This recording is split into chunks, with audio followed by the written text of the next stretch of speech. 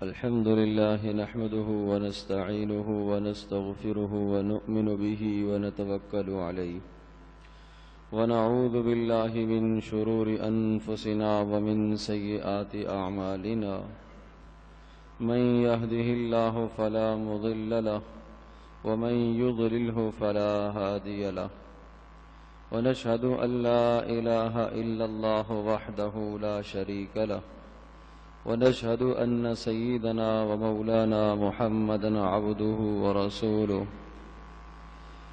أما بعد فأعوذ بالله من الشيطان الرجيم بسم الله الرحمن الرحيم وأنكحوا الأيام منكم والصالحين من عبادكم وإمائكم إن يكونوا فقراء يغنهم الله من فضله والله واسع عليم وليستعفف الذين لا يجدون نكاحا حتى يغنيهم الله من فضله صدق الله مولانا العظيم رب اشرح لي صدري ويسر لي أمري واحلل عقدة من لساني يفقه قولي اللهم صل على محمد وعلى آل محمد كما صليت على إبراهيم وعلى آل إبراهيم إنك حميد مجيد اللهم بارك على محمد وعلى آل محمد كما باركت على إبراهيم وعلى آل إبراهيم إنك حميد مجيد محترم میرے بھائیو اور دوستو اور میری ماں اور بہنوں، رمضان المبارک سے پہلے سورۃ النور کی تفسیر کا بیان چل رہا تھا، اور سورۃ النور میں وہ مسائل اور احکام مذکور ہیں جن میں سے بے شمار مسائل اور احکام کا تعلق عورتوں سے ہے، اور بہت سارے احکام ایسے ہیں کہ جن کا تعلق مردوں سے، اور کچھ احکام ایسے ہیں کہ جن کا تعلق ازدواجی زندگی سے ہے، اور کچھ اصول اور ضابطے وہ ہیں جن کا تعلق معاشرتی زندگی سے ہے۔ اور اگر یوں کہا جائے کہ سورۃ النور کا موضوع کیا ہے تو جواب یہ آئے گا کہ سورۃ النور کا موضوع یہ ہے کہ معاشرے سے بے حیائی کو ختم کیا جائے، معاشرے سے فحاشی کو ختم کیا جائے، اور وہ اسباب جن اسباب سے بے حیائی اور معاشرے میں بے حیائی پیدا ہوتی ہے، اور جن اسباب کی بنیاد پر معاشرے کے اندر عزت ختم ہوتی ہے، ان اسباب کا خاتمہ کیا جائے۔ تو اللہ تبارک و تعالی نے بہت تفصیل سے اس مبارک سورت کے اندر احکام ذکر فرمائے ہیں۔ چنانچہ انہی احکامات میں سے ایک حکم یہ آتا ہے کہ جب تم کسی کے گھر میں داخل ہو تو اجازت لے کے داخل ہوا کرو، اگر بلا اجازت تم داخل ہوں گے تو نتیجہ یہ آئے گا کہ کہیں بے حیائی وجود میں آ سکتی ہے، آپ کی نگاہ غلط پڑ سکتی ہے، جس سے کوئی بے حیائی کی صورتیں پیدا ہو سکتی ہیں، دل میں گناہ کا میلان پیدا ہو سکتا ہے۔ اس لیے حکم دیا کہ گھروں میں داخل ہوتے وقت اجازت لیا کرو۔ اسی طرح سے یہ حکم دیا مردوں کو کہ نگاہوں کو نیچا رکھا کرو، عورتوں کو حکم دیا کہ نگاہوں کو نیچا رکھا کرو۔ یہ حکم دیا کہ ایک دوسرے پر بلا وجہ بے حیائی کی تہمتیں نہ لگایا کرو، اس سے معاشرے میں فساد پیدا ہوتا ہے، اور اگر کوئی بے حیائی کا مرتکب پایا گیا تو اس کی سزا کیا ہے، اس کی سزا کو اللہ پاک نے ذکر فرمایا۔ اور اسی طرح سے پاک دامن اور نیک اور صالح مردوں کے لیے نیک صالح اور پاک دامن خواتین کا انتخاب کیا جائے، اس بات کے یہ احکام اللہ پاک نے ذکر فرمائے۔ اسی طرح سے ایک حکم یہ فرمایا وَأَنكِحُوا الْأَيَامَ، کہ معاشرے میں جو بے نکاح لوگ ہیں ان کے نکاح کرا دیا کرو۔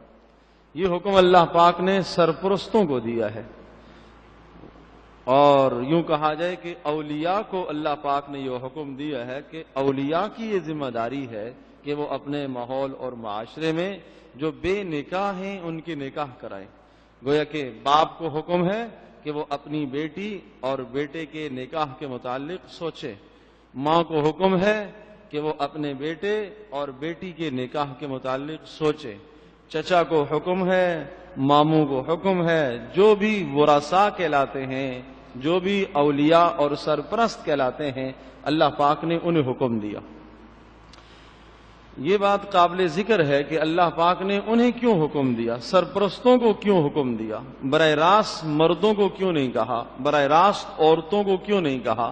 تو یہ جو اللہ پاک نے سرپرستوں کو حکم دیا ہے، اس سے اشارہ اس بات کی طرف ہے کہ لڑکی اور لڑکا نکاح کے معاملات کو از خود نہ طے کریں بلکہ اپنے سرپرستوں کے ذریعے سے طے کرائیں۔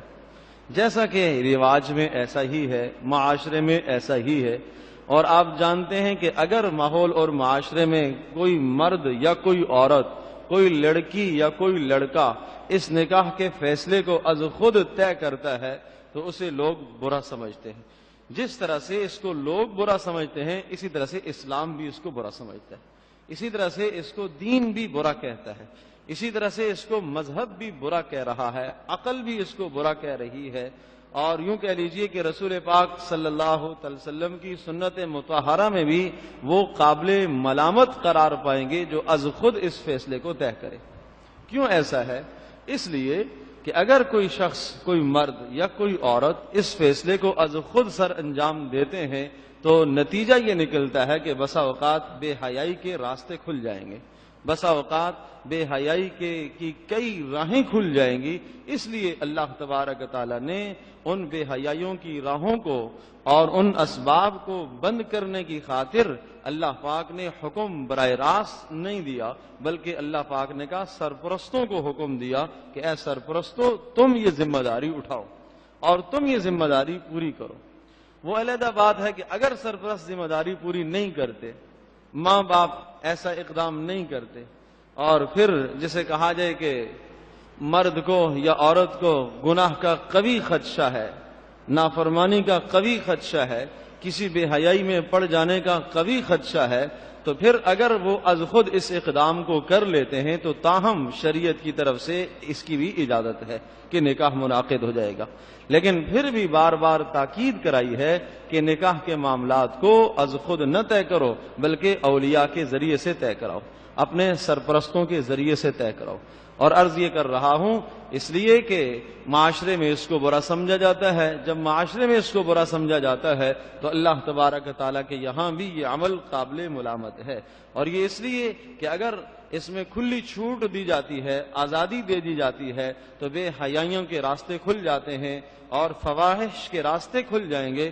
ان راستوں کو مسدود اور بند کرنے کے لیے اللہ پاک نے سرپرستوں کو حکم دیا۔ دوسری وجہ یہ بھی ہے کہ لڑکی اور لڑکا نا تجربہ کار ہونے کی بنیاد پر کہیں ایسا فیصلہ نہ کر بیٹھیں کہ بعد میں ساری زندگی ان کو پچھتاوا ہو اور بعد میں ان کو شرمندگی ہو اور پھر وہ دو خاندان آپس میں لڑ جائیں، کہیں ایسا فیصلہ نہ ہو جائے۔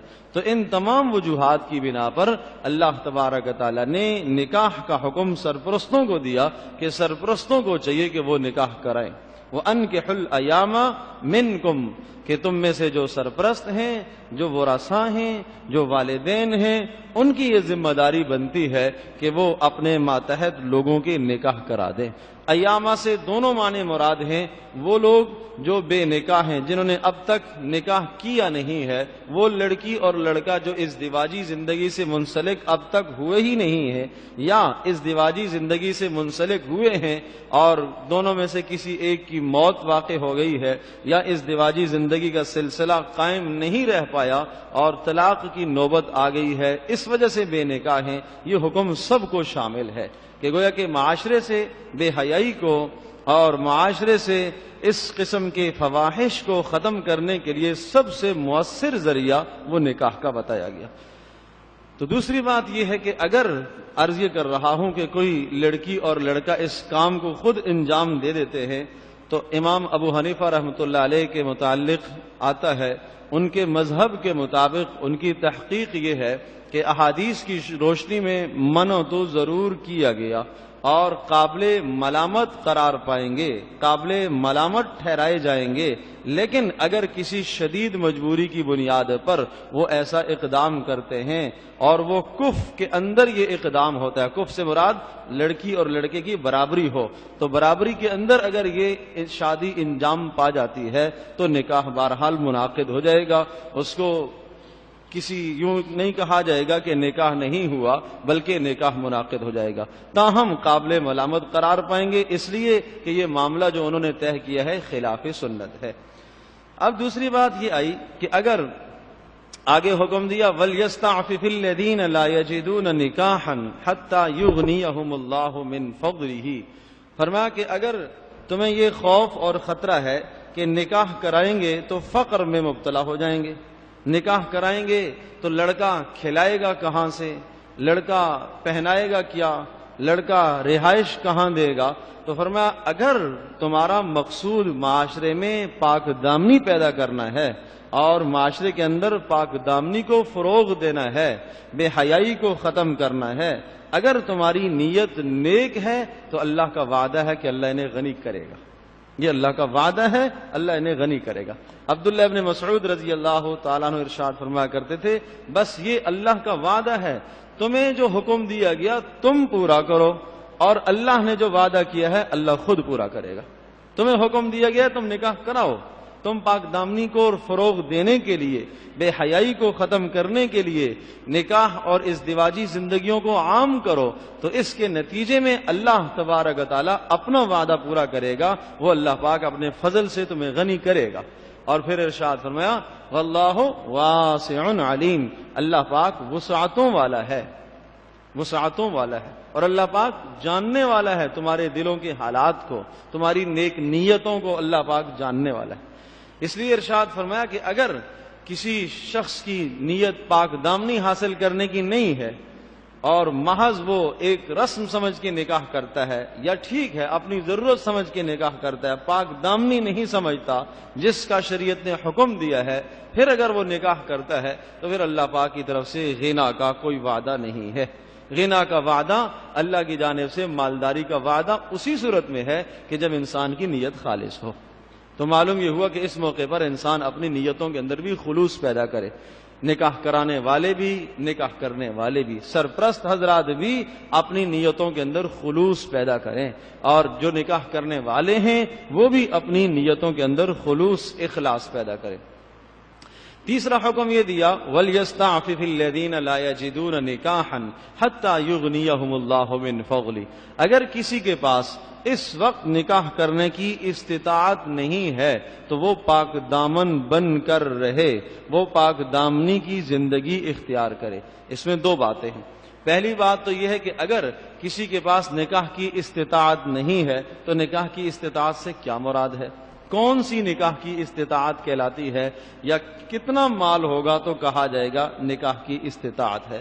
تو نکاح کی استطاعت اور قدرت کے متعلق یہ ذہن نشین فرما لیجئے کہ اگر کوئی مرد اپنی بیوی کا، عورت کا مہر ادا کرنے کی صلاحیت رکھتا ہے، نان نفقہ دینے کی صلاحیت رکھتا ہے، ضرورت کے مطابق گھر دینے کی صلاحیت رکھتا ہے، چاہے ایک کمرہ ہی کیوں نہ ہو، مہر دینے کی صلاحیت رکھتا ہو، روٹی دینے کی صلاحیت رکھتا ہو، اور کپڑا دینے کی صلاحیت رکھتا ہو، اور اسے گھر دینے کی صلاحیت رکھتا ہو، چاہے ایک کمرہ ہی کیوں نہ ہو، اپنی حیثیت کے مطابق جو آدمی اس کی صلاحیت رکھتا ہے وہ نکاح کی استطاعت والا شمار کیا جائے گا۔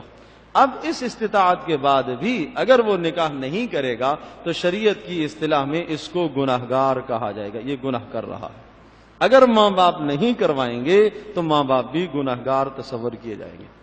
نکاح کی استطاعت سے ہرگز وہ استطاعت مراد نہیں ہے جو ہمارے معاشرے میں ہے، جو ہمارے معاشرے میں رسم و رواج ہیں، اور جو ہمارے معاشرے میں ایک خطیر رقم کی ضرورت پڑتی ہے نکاح کے موقع پر، وہ استطاعت ہرگز مراد نہیں۔ بس شریعت نے اتنا بتا دیا کہ یہ آدمی مہر کی استطاعت رکھتا ہو، اور اسی طرح سے روٹی کی استطاعت رکھتا ہو، کپڑے کی استطاعت رکھتا ہو، اور ضرورت کے مطابق اسے گھر دینے کی استطاعت رکھتا ہو، تو اس آدمی کو استطاعت حاصل ہے، اس کو نکاح کی استطاعت حاصل ہے۔ اب اگر اتنی استطاعت کے بعد بھی ایک آدمی کو گناہ میں پڑ جانے کا قوی خدشہ ہے پھر بھی وہ نکاح نہیں کرتا یا اس کے والدین نکاح نہیں کراتے تو دونوں گناہگار تصور کیے جائیں گے، وہ خود بھی اور اس کے والدین بھی گناہگار ہوں گے۔ اور خدا نہ خواستہ وہ کسی بے حیائی کا مرتکب ہو جاتا ہے تو اس کا گناہ ماں باپ کو بھی ہوگا، اسے بھی ہوگا، ماں باپ کو بھی گناہ ہوگا۔ اور اگر بیٹی کو مناسب کا جوڑ مل گیا، بیٹی کے لیے مناسب کا رشتہ مل گیا، حدیث پاک میں آتا ہے جس کے اخلاق سے اور جس کے دین سے آپ مطمئن ہو گئے ہو تو یہ آپ کو مناسب کا جوڑ مل گیا ہے۔ سبحان اللہ، جس کے اخلاق اور دین سے مال کی بات نہیں کی، مال کا تذکرہ ہی نہیں آیا، جس کے اخلاق سے اور دین سے آپ مطمئن ہو گئے ہو تو ارشاد فرمایا اپنی بیٹی کا رشتہ تم اسے دے دو۔ یہ نہیں کہا کہ وہ بہت بڑا مال کمانے والا ہو، اس کے پاس بڑا بینک بیلنس ہو اور اس کی اچھی ملازمت اور اچھی نوکری ہو۔ بات وہی ہے کہ اگر تم اس نیت کو مد نظر رکھو گے تو اللہ کا وعدہ اللہ غنی کرے گا۔ وعدہ اس اللہ نے دیا ہے، اللہ پاک وعدے کی خلاف ورزی نہیں کرتا، اس کا وعدہ ہے وہ انہیں غنی کرے گا۔ آپ ہمت کریں، اقدام کریں، اللہ پاک انہیں غنی کرے گا۔ آپ اپنے حکم کو پورا کریں، جو آپ کو حکم دیا گیا ہے اللہ پاک اپنے وعدے کو پورا کرے گا۔ تو یہ عرض کر رہا ہوں کہ مرد کے پاس استطاعت ہے اور عورت کے لیے، بیٹی کے لیے مناسب کا رشتہ آ گیا، پھر اگر ماں باپ اس اقدام کو نہیں کریں گے تو وہ گناہگار تصور کیے جائیں گے۔ یہ نکاح کی استطاعت کہلاتی ہے۔ ایک بات اور بھی قابل غور ہے، نکاح کی استطاعت میں یہ بات آئی ہے کہ مرد مہر دینے کی صلاحیت رکھتا ہو۔ مہر سے مراد کتنا مہر ہے، شریعت نے کون سا مہر لازم قرار دیا؟ تو مہر کے متعلق یہ بات ذہن نشین فرما لیجئے، شریعت نے مہر کی کم از کم مقدار بتا دی، اکثر کی کوئی مقدار متعین نہیں کی۔ کم از کم مہر 10 دراہم، اور 10 دراہم درہم چاندی کا ہوا کرتا تھا۔ اس زمانے کے اعتبار سے اگر آپ 10 دراہم کو چاندی کا وزن کریں گے تو وہ تقریباً 3.5 تولہ چاندی بنتا ہے، اور 3.5 تولہ چاندی کو آپ کہہ لیجئے وہ یوں سمجھیں کہ 5 سے 6 ہزار میں حاصل ہو جائے گی۔ تو اتنا مال جس کے پاس ہے تو یہ مہر دینے کی استطاعت رکھتا ہے، یہ مہر کی استطاعت رکھتا ہے۔ ایک مہر یہ کہلاتا ہے جو کم از کم ہے، وہ اقل مہر جس کو کہتے ہیں، کم از کم 10 دراہم، اور اس کی مقدار آپ کو بتا دی۔ دوسرا مہر کا معاملہ یہ ہوتا ہے کہ لڑکی والے اور لڑکے والے جو از خود باہمی مشاورت سے طے کر دیں وہ مہر بھی ٹھیک ہے، لیکن اتنا نہ ہو کہ جو ادائیگی سے باہر ہو، جو لڑکا ادا نہ کر سکے اور ساری زندگی نہ ادا کرے، ایسا کرنا جائز نہیں ہے۔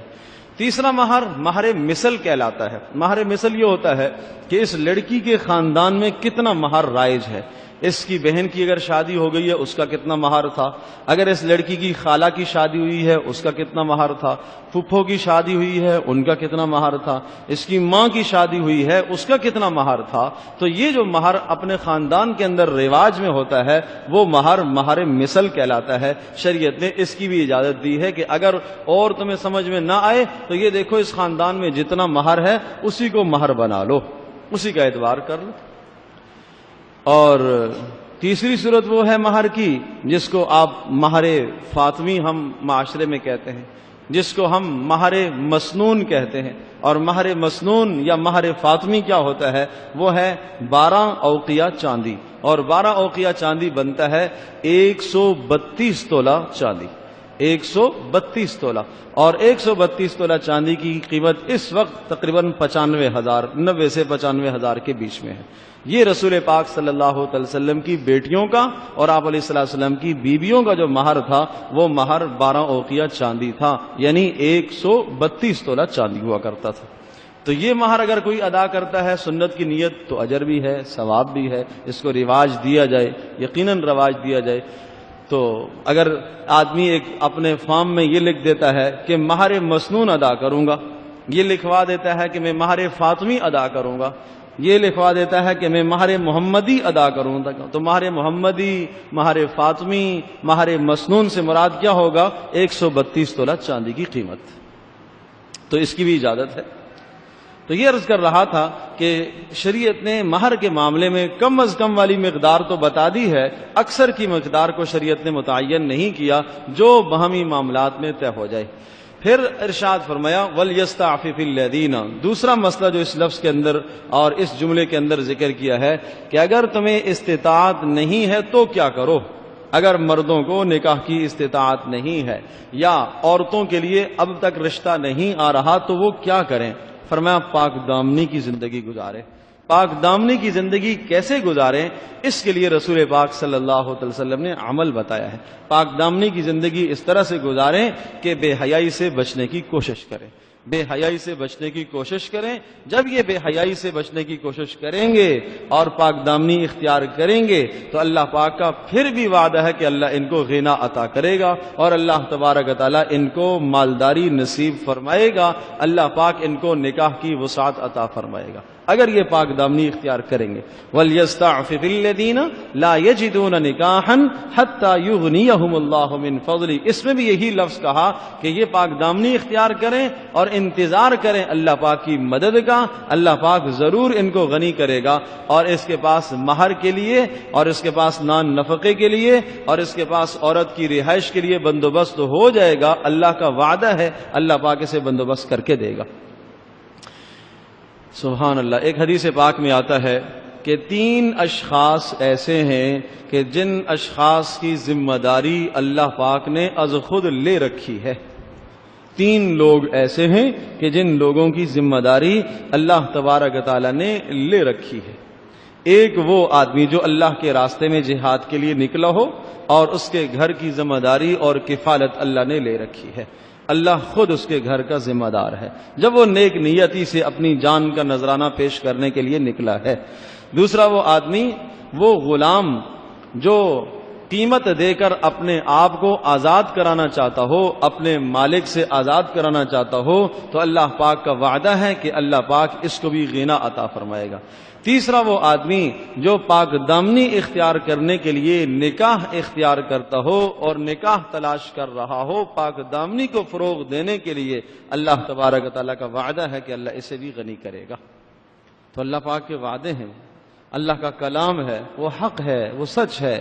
اللہ کے کلام پر ہم ایمان لائیں، ہم دل و جان سے اسے تسلیم کریں۔ سوال یہ ہے کہ ہم ماحول اور معاشرے سے مغلوب ہو جاتے ہیں، ہم رسم و رواج سے مغلوب ہو جاتے ہیں۔ اللہ کا حکم بارہا سنا، بارہا پڑھا، بارہا دیکھا، قرآن کا ترجمہ پڑھا، بارہا یہ آیت سنی ہے، پڑھی ہے، لیکن جب بات آتی ہے کہتے ہیں کیا کریں، معاشرہ ایسا ہے، کیا کریں، لوگ ایسے ہیں۔ میرے عزیز دوستوں اور بزرگوں اور ماں اور بہنوں، معاشرہ ہم افراد ہی کا نام ہے۔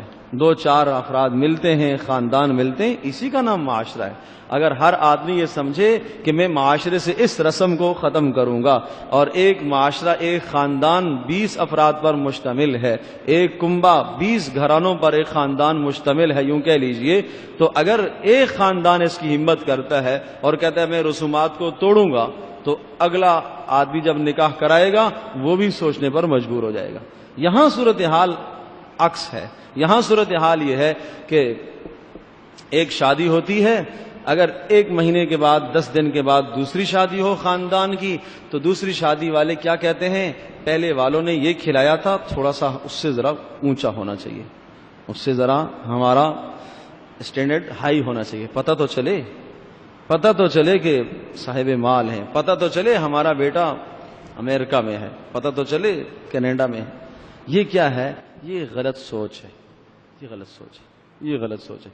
میرے عزیز دوستوں اور بزرگوں اور ماں اور بہنوں، اگر ہم یہ کہیں پتہ تو چلے کہ ہم سنت کے مطابق شادی کر کے دکھائیں گے، ہم دکھائیں گے اس معاشرے کو کہ رسول پاک صلی اللہ علیہ وسلم کی سنت کیسی ہے، ہم دکھائیں گے کہ یہ شادی کا معاملہ کتنا آسان ہے، سہل ہے، تو پھر کیا کرے گا؟ اس خاندان میں جو غریب ہوگا وہ بھی ہمت کرے گا، کوئی بات نہیں، یہاں ملامت نہیں ہے بھائی، یہاں ملامت تو نہیں ہے، اگر میں نے کوئی کم خرچہ کیا تو ملامت نہیں ہے۔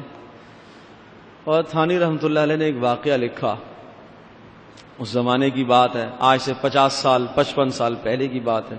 ایک صاحب نے اپنے بیٹے کی شادی کرائی اور جناب خوب خرچ کیا، کئی قسم کے کھانے اس نے رکھے، اور خاندان میں ایسا کھانا کبھی نہیں بنا، بہت اچھے کھانے بنائے، اس نے یہ کیا کہ آنے والے سارے مہمانوں کو کھانا بھی کھلایا اور جب وہ رخصت ہونے لگے تو سب کو ایک ایک لفافہ بھی دیا اور لفافے میں 50-50 روپے بھی تھے۔ اب یہ صاحب ایک کنارے میں کھڑے ہو گئے کہ سنو تو صحیح لوگ کیا تبصرہ کرتے ہیں، کھانا بڑا عمدہ ہے اور جناب اس کے بعد لفافہ بھی ہے اور لفافے میں پیسے بھی ہیں۔ تو اب جانے والے کیا تبصرہ کر رہے ہیں، ارے صاحب اتنا مالدار آدمی ہے، 100 ڈال دیتا تو کیا ہوتا، 100 ڈال دیتا تو کیا ہوتا، 50 روپے اس نے ڈالا ہے، اتنا کنجوس آدمی ہے۔ تو میرے عزیز دوستوں اور بزرگوں، یہ جب ہم سنت سے دور ہو جائیں گے تو پھر یہ نتیجہ نکلتا ہے۔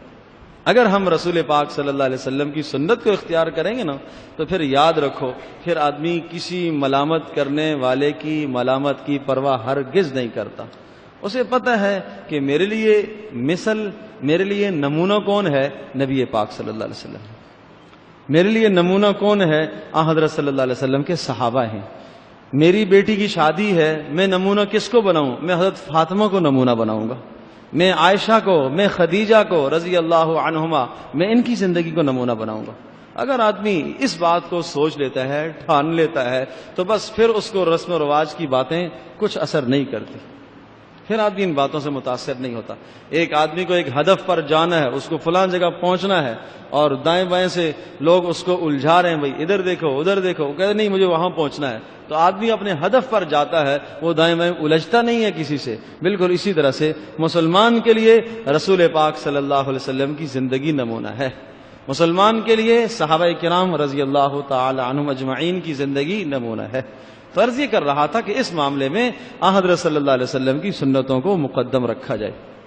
ایک بات اور قابل وضاحت ہے، بات مہر کی آئی تو مہر کے متعلق یہ بھی ذہن نشین فرما لیجئے کہ مہر جب طے کر دیا جاتا ہے تو اس کی ادائیگی بہرحال مرد پر لازم اور واجب ہوتی ہے، اگر وہ نہیں ادا کرتا تو شریعت کی اصطلاح میں اس کو گناہگار کہا جائے گا۔ ایک حدیث پاک میں آتا ہے کہ اگر وہ ادا نہ کرے، ساری زندگی نہ ادا کرے، ادا کرنے کا خیال بھی نہ آئے، تو قیامت کے دن وہ زنا کے جرم میں گرفتار کر کے لایا جائے گا۔ اس لیے اس کی ادائیگی بہرحال ضروری ہے۔ البتہ یہ حکم ضرور ہے قرآن میں، وَآتُوا النِّسَاءَ صَدُقَاتِهِنَّ نِحْلَةً، کہ عورتوں کو، اپنی بیویوں کو مہر دیا کرو، پورا مہر دیا کرو۔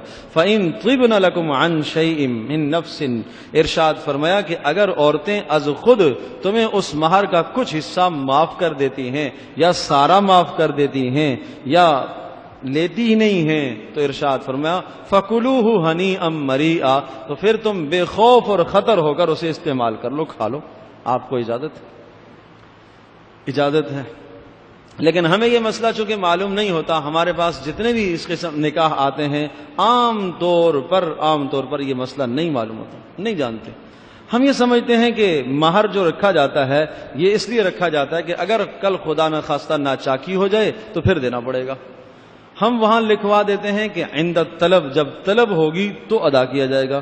طلب کا مطلب یہ ہوا کہ اگر عورت ساری زندگی بیچاری نہ طلب کرے تو اس نے ادا ہی نہیں کرنا ہے، جبکہ یہ گناہگار ہوگا۔ عورت کا حق ہے، عورت کا حق ہے۔ یہ مسئلہ آپ کو معلوم ہے اور آپ نے یقیناً سنا ہوگا کہ عورت کو میراث میں مرد کا آدھا حصہ ملتا ہے۔ اگر 2000 لڑکے کو ملیں گے تو لڑکی کو 1000 ملے گا جائیداد میں، باپ کی جائیداد میں، ماں کی جائیداد میں۔ یہ کیوں ہے ایسا؟ یہ ایسا کیوں ہے؟ کیا اسلام انصاف نہیں کرتا؟ نہیں، انصاف کرتا ہے۔ تو پھر کیوں لڑکی کو 1 حصہ اور لڑکے کو 2 حصے؟ قرآن نے بڑے پیارے انداز سے اس مضمون کو ذکر فرمایا، لِلذَّكَرِ مِثْلُ حَظِّ الْأُنثَيَيْنِ یوصیکم اللہ فی اولادکم للذکر مثل حظ الانثیین۔ ارشاد فرمایا اللہ پاک تمہیں وصیت کرتا ہے میراث کے معاملات میں، اللہ پاک تمہیں حکم دے رہا ہے کیا کرو تم، للذکر مثل حظ الانثیین، کہ مرد کو اتنا دینا ہے جتنا 2 عورتوں کو دیا جاتا ہے۔ گویا کہ 2 عورتوں کو، عورت کے حصے کو اصل قرار دیا، اور یوں سمجھیے کہ تشبیہ دی گئی ہے کہ مرد کو تم نے اتنا دینا ہے جتنا 2 عورتوں کو دیا جاتا ہے۔ یوں بھی کہا جا سکتا تھا کہ مرد کو عورت کے دگنا دینا ہے، یہ نہیں کہا۔ اور یہ بھی کہا جا سکتا تھا کہ عورت کو مرد کا آدھا دینا ہے، یہ بھی نہیں کہا۔ انداز جو دوسرا اختیار کیا، یہ بتایا جا رہا ہے کہ عورت کو تو دینا ہی دینا ہے ہی ہے، اس کا تو ہے ہی ہے۔ مرد کا کتنا ہے؟ جتنی 2 عورتوں کو ملے گا اتنا ایک مرد کو ملے گا۔ اس میں عورت کے حق کی اہمیت کو بتایا، اہمیت کو واضح کیا، اس لیے اللہ پاک نے عورت کے حق کو اصل قرار دیا۔ اب سنیے، رہی بات یہ کہ پھر آدھا کیوں ہے، نصف کیوں دیا جاتا ہے؟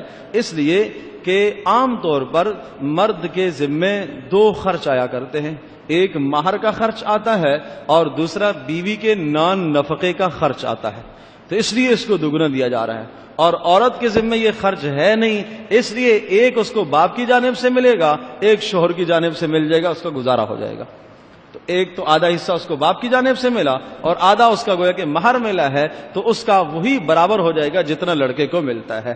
تو اس لیے معاشرے کے اندر اس برابری کو قائم رکھنے کے لیے، یعنی مرد اور عورت میں مساوات کو قائم رکھنے کے لیے اللہ تبارک و تعالیٰ نے حکم دیا کہ مرد کو ایک حصہ تو باپ کی، 2 حصے باپ کی میراث سے ملیں گے، اور عورت کو ایک حصہ باپ کی میراث سے مل جائے گا اور ایک حصہ اس کو شوہر کی طرف سے مل جائے گا، تو اس کا گزارا چل جائے گا۔ تو بہرحال یہ عرض کر رہا تھا کہ حکم دیا وَلْيَسْتَعْفِفِ الَّذِينَ لَا يَجِدُونَ نِكَاحًا، کہ وہ پاک دامنی پھر اختیار کرے، اگر نکاح کی استطاعت نہیں رکھتے تو پاک دامنی اختیار کرے۔ پاک دامنی کے لیے رسول پاک صلی اللہ علیہ وسلم نے طریقہ یہ بتایا، آپ نے ارشاد فرمایا یا معشر الشباب من استطاع منکم الباء فلیتزوج، اے جوانو، تم میں سے جوان مردوں عورتوں دونوں کو حکم ہے، تم میں سے جو آدمی نکاح کی استطاعت رکھتا ہے، اسباب ہیں تو نکاح کرے، اور نہیں ہے تو ارشاد فرمایا پھر روزہ رکھے، مسلسل روزہ رکھے، مسلسل روزہ رکھے۔ مسلسل روزہ رکھنے سے اس کے اندر کی یہ جو قوت ہے، یہ قوت دب جائے گی، ماند پڑ جائے گی، بے حیائی سے بچ جائے گا، گناہوں سے بچ جائے گا۔ حضرت صلی اللہ علیہ وسلم کے پاس صحابہ، ظاہر ہے وہ بھی انسان تھے، ان کی بھی ضروریات تھی، تو جب کوئی یہ مسئلہ لے کے آتا، یہ پریشانی لے کے آتا کہ استطاعت نہیں ہے نکاح کی، تو میں کیا کروں، آپ علیہ السلام اسے روزے کا حکم دیتے، روزے کا حکم دیتے۔ تو جوانوں کو چاہیے، بیٹوں کو، بیٹیوں کو یہ چاہیے کہ وہ روزوں کا اہتمام کریں، کثرت سے روزے رکھیں، اور اپنے آپ کو کسی نیک ماحول میں جوڑنے کی کوشش کریں۔ ہر بری صحبت میں بیٹھنے سے اپنے آپ کو بچائیں، اجتناب کریں، بری صحبت سے اپنے آپ کو بچانے کی کوشش کریں، اور وہ جو رسول پاک صلی اللہ علیہ وسلم کی بتائی ہوئی دعا ہے، اس دعا کا اہتمام کریں۔ بڑی مؤثر دعا حضرت صلی اللہ علیہ وسلم نے بتائی، اور دیکھو رسول پاک صلی اللہ علیہ وسلم کا انداز تربیت، انداز تعلیم کتنا بہترین تھا۔ آپ علیہ الصلوۃ والسلام کے پاس ایک آدمی آئے اور انہوں نے آ کر زنا کی اجازت مانگی، اللہ کے رسول مجھے اجازت دے دیں۔ اوہو، صحابہ غصے ہوئے، صحابہ نے کہا اللہ کے رسول یہ کیا بے حیائی کی بات آپ کے سامنے کر رہا ہے، آپ اجازت دیں، ہم اسے مار ڈالیں۔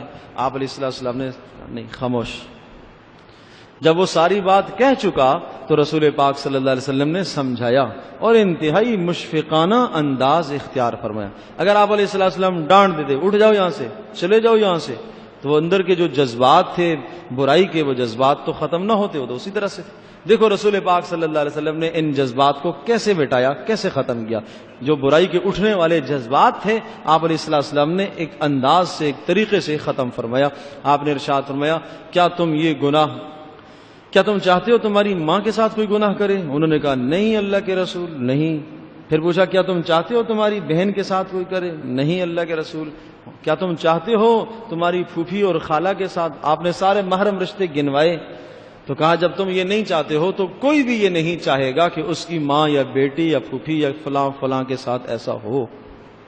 پھر نبی علیہ السلام نے اس کے سینے پر ہاتھ رکھا اور پھر آپ علیہ السلام نے یہ دعا پڑھی، اللہم اغفر لذنبہ، اے اللہ اس کے گناہ کو معاف کر دے، اللہم اغفر لذنبہ، اے اللہ اس کے گناہ کو معاف کر دے۔ دوسرا وطہر قلبہ، اے اللہ اس کے دل کو پاکیزہ کر دے، واحسن فرجہ، اے اللہ اس کی شرمگاہ کو محفوظ فرما۔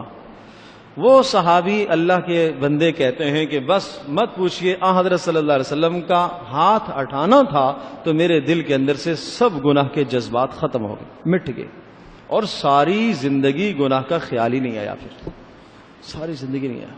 یہ اس دعا کی برکت ہے، تو یہ دعا پڑھا کریں۔ اللہم اغفر لی ذنبی، اے اللہ میرے گناہ معاف کر دے، اللہم اغفر لی ذنبی، اے اللہ میرے گناہ معاف کر دے، وطہر قلبی، اے اللہ میرے سینے کو، میرے دل کو پاک کیجیے۔ دل میں جذبات گناہ کے اٹھتے ہیں تو انسان گناہ کی طرف راغب ہوتا ہے۔ وحسن یا واحسن فرجی، اے اللہ میری شرمگاہ کی حفاظت کیجیے۔ نبی علیہ الصلوۃ والسلام نے یہ دعا مانگی ہے۔ ایک دعا میں آپ علیہ الصلوۃ والسلام نے یہ کلمات کہیں، اللہم انی اعوذ بک من شر نفسی، اے اللہ میں اپنے نفس کی شرارتوں سے پناہ چاہتا ہوں، ومن شر عینی، اے اللہ میں اپنی آنکھ کی شرارتوں سے بھی پناہ چاہتا ہوں، ومن شر اذنی، کان کی شرارتوں سے، زبان کی شرارتوں سے، دل کی شرارتوں سے، دماغ کی شرارتوں سے، اندر سے اٹھنے والے جذبات کی شرارتوں سے، اے اللہ ان تمام چیزوں سے میں آپ کی حفاظت میں آنا چاہتا ہوں۔ یہ کون کہہ رہے ہیں؟ رسول پاک صلی اللہ علیہ وسلم۔ اور یہ ظاہر سی بات ہے کہ آپ علیہ الصلوۃ والسلام کے بارے میں تصور بھی نہیں ہو سکتا گناہ کا، لیکن امت کو تعلیم دی ہے، امت کو سکھایا ہے کہ ان دعاؤں کا اہتمام کرو، پاک دامنی اختیار کرو، پھر پاک دامنی آئے گی، پھر معاشرے کے اندر پاک دامنی آئے گی۔ تو ارشاد فرمایا وَلْيَسْتَعْفِفِ الَّذِينَ لَا يَجِدُونَ نِكَاحًا حَتَّى يُغْنِيَهُمُ اللَّهُ مِنْ فَضْلِهِ، اگر جو لوگ استطاعت نہیں رکھتے تو پھر انہیں چاہیے کہ وہ پاک دامن بن کر زندگی گزاریں، وہ نیک بن کر زندگی گزاریں، وہ صوم اور صلاۃ کی پابندی کر کے زندگی گزاریں۔ إِنَّ الصَّلَاةَ تَنْهَى عَنِ الْفَحْشَاءِ وَالْمُنكَرِ، کہ بے شک نماز میں اللہ نے وہ جان رکھی ہے، وہ طاقت رکھی ہے کہ یہ انسان کو بے حیائیوں سے روکتی ہے، یہ انسان کو برائیوں سے روکتی ہے، مردوں کو بھی روکے گی، عورتوں کو بھی روکے گی۔ تو اللہ پاک کے جو احکام ہیں ان احکامات کو ہم بجا لائیں، ہم رسول پاک صلی اللہ علیہ وسلم کی مبارک زندگی کو اپنانے کی کوشش کریں، ہم آپ علیہ السلام کی سنتوں کی پیروی کرنے کی کوشش کیا کریں، ہم ان مواقع پر ہم رسم و رواج سے مغلوب نہ ہوا کریں۔ اور سنیے، رسول پاک صلی اللہ علیہ وسلم کے پاس ایک آدمی آئے، اگر ایک شخص کو نکاح کی استطاعت ہے نہیں کرتا تو کیا ہوگا؟ آپ علیہ السلام کے پاس ایک آدمی آئے، آپ نے ان سے پوچھا کہ آپ نے شادی کر لی ہے؟ انہوں نے کہا نہیں۔ تو رسول پاک صلی اللہ علیہ وسلم نے پوچھا کیا آپ کے پاس مال ہے؟ کہا جی ہاں مال تو ہے۔ کتنا؟ اتنا مال ہے، اتنے غلام ہیں، جو کچھ مال تھا انہوں نے گنوایا۔ تو پھر رسول پاک صلی اللہ علیہ وسلم نے ارشاد فرمایا انت من اخوان الشیاطین، پھر تو تم شیطان کے بھائی ہو، پھر تو تم شیطان کے بھائی ہو، کہ تمہارے پاس استطاعت موجود ہے پھر تم کیوں نہیں کرتے ہو نکاح؟ تو آپ علیہ السلام نے سخت ڈانٹا اور فرمایا وہ بہت برے مرد ہیں، وہ بدترین مرد ہیں جو نکاح کی استطاعت ہوتے ہوئے نکاح نہ کریں اور بے نکاح ہی مر جائیں، وہ بدترین لوگ ہیں، وہ بدترین لوگ ہیں۔ تو رسول پاک صلی اللہ علیہ وسلم نے اس لیے اس مبارک عمل کی نسبت اپنی طرف فرمائی ہے، النکاح من سنتی، یہ میری سنت ہے، میرا طریقہ ہے، کہ کوئی تم صرف اسے یہ نہ سمجھنا کہ یہ ایک معاشرے کی ضرورت ہے، تم اسے یہ نہ سمجھنا کہ یہ صرف رواج ہے، تم اسے یہ نہ سمجھنا کہ یہ ایک رسم ہے، نہیں، یہ میری سنت ہے، یہ عبادت ہے، عبادت کا حصہ ہے، یہ دین کا حصہ ہے۔ تو حضرت صلی اللہ علیہ وسلم نے اس معاملے میں یوں کہہ لیجئے کہ بہت ترغیب دی اور نکاح کے معاملات کو آسان سے آسان قرار دیا، اور آپ نے یہ بھی ارشاد فرمایا کہ تم لوگوں میں سے اس شخص کا نکاح سب سے زیادہ بابرکت ہے جس کا خرچ سب سے کم ہو، جس کا خرچ سب سے کم ہو، اس کا نکاح سب سے زیادہ بابرکت ہے۔ ظاہر سی بات ہے، نکاح کا بابرکت ہونے کا معنی یہ ہے کہ اللہ پاک دونوں میں جوڑ بٹھا دے۔ دیکھو نا، نکاح کرتے وقت، اپنی بیٹی دیتے وقت انسان دل میں کیا کیا سوچ رہا ہوتا ہے، پتہ نہیں کیا ہوگا، پتہ نہیں کیا ہوگا، پتہ نہیں بن پڑے گی نہ بن پڑے گی۔ اندر سے خوش بھی ہے کہ اللہ پاک نے یہ میری ذمہ داری کو پورا کیا ہے، لیکن دل میں مختلف خیالات اٹھتے ہیں، پتہ نہیں کیا ہوگا، نئے گھر میں جائے گی میری بیٹی، وہاں اس کی بن پائے گی نہیں بن پائے گی، عزت ملے گی، اور خدا نہ خواستہ اگر کل باپ کو ماں کو پتہ چلتا ہے کہ میری بیٹی کے ساتھ برا سلوک کیا جا رہا ہے، ان کی زندگی تلخ ہو جاتی ہے، اور برا سلوک بھی کوئی نہ کرے بھائی، زندگی ان کی بھی تلخ ہو جاتی ہے۔ تو اس لیے ساری خوشیاں ہم نے پوری کی ہیں اور ساری خواہشات پوری کی ہیں، ساری رسومات پوری کیے ہیں، لیکن اگر اللہ کے حکم کو مد نظر نہیں رکھا تو اللہ پاک محبتوں کو نہیں ڈالے گا، محبتیں تو اللہ پاک ڈالتا ہے۔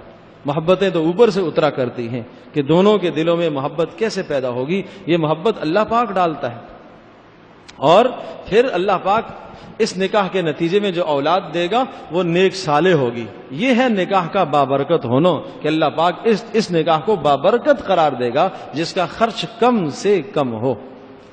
اور بہرحال ایک ضمنی یہ بات یہ بھی آتی ہے، اور یہ مضمون بارہا پہلے بھی کئی بار عرض کیا ہے کہ یہ ازدواجی رشتہ، ازدواجی جو تعلق ہے، یہ انتہائی حساس بھی ہے، انتہائی حساس۔ اس میں مردوں کو بھی بہت تاکیدات کی گئی ہیں، عورتوں کو بھی بہت تاکیدات کی گئی ہیں۔ مردوں کو یہ تاکید کی گئی ہے وہ اپنی بیویوں کے ساتھ حسن سلوک کریں، وہ بدسلوکی نہ کرے۔ کوئی عورت یہ نہیں چاہتی کہ میرا شوہر مجھ سے بدسلوکی سے پیش آئے، کوئی عورت یہ نہیں چاہتی کہ میرا شوہر مجھ سے بدتمیزی کرے، میری بھاوج کے سامنے، نند کے سامنے، ساس کے سامنے، کسی کے سامنے میرے ساتھ بدتمیزی نہ ہو۔ وہ عزت چاہتی ہے، اس نے قربانیاں دی ہیں، اس نے اپنا گھر چھوڑا، خاندان چھوڑا، ماں کو باپ کو چھوڑا، وہ یہاں عزت چاہتی ہے۔ اگر اس کو عزت نہیں ملے گی تو اس کی زندگی تلخ ہو جائے گی۔ اسی طرح سے عورت کو حکم دیا کہ تم شوہر کے حق ادا کرو۔ ایک عورت نے آگے کہا اللہ کے رسول سب سے زیادہ حقوق کس کے میرے اوپر؟ آپ نے فرمایا شوہر کے، شوہر کے، پھر شوہر کا گویا کہ ماں باپ سے بھی زیادہ حق یہ بڑھ جاتا ہے۔ جب شادی ہو جاتی ہے تو ماں باپ سے بھی زیادہ یہ حق بڑھ جاتا ہے۔ اور جب اس طرح سے شریعت کے اصولوں کو سامنے رکھ کر زندگی گزاریں گے تو کتنا خوبصورت معاشرہ ہوگا۔ پھر اس معاشرے میں پروان چڑھنے والی اولادیں نیک اولادیں ہوں گی، پھر اس معاشرے میں پروان چڑھنے والے بچے نیک صالح بنیں گے، معاشرے کے بہترین افراد قرار پائیں گے۔ اور اگر یہ زندگی 12 سال ہو گئے، 15 سال ہو گئے، 20 سال ہو گئے، زندگی ہی تلخ گزر رہی ہے تو انسان، آدمی، مرد یا عورت، دونوں کے دلوں میں پھر وہ غلط جذبات اٹھتے ہیں، ایک دوسرے کے خلاف حسد پیدا ہوتا ہے، کینہ پیدا ہوتا ہے، بغض پیدا ہوتا ہے، جس سے انسان کا ایمان بھی برباد ہوتا ہے، آخرت بھی برباد ہوتی ہے، دنیا بھی تلخ ہو جاتی ہے۔ تو اس لیے شریعت نے دونوں کے اصول اور ضابطے بتائے۔ ظاہر سی بات ہے کہ دونوں کے مزاج مختلف ہیں، دونوں کی طبیعتیں مختلف ہیں۔ جب مزاج بھی مختلف ہوئے، طبیعتیں بھی مختلف ہوئیں، تو ان دونوں کو ایک جگہ پر آ کر کیسے متحد ہونا ہے شریعت کے اصولوں کو سامنے رکھتے ہوئے۔ اللہ تبارک و تعالی ہم سب کے لیے عمل کرنا آسان فرمائے۔ وآخر دعوانا الحمدللہ رب العالمین ہونا ہے۔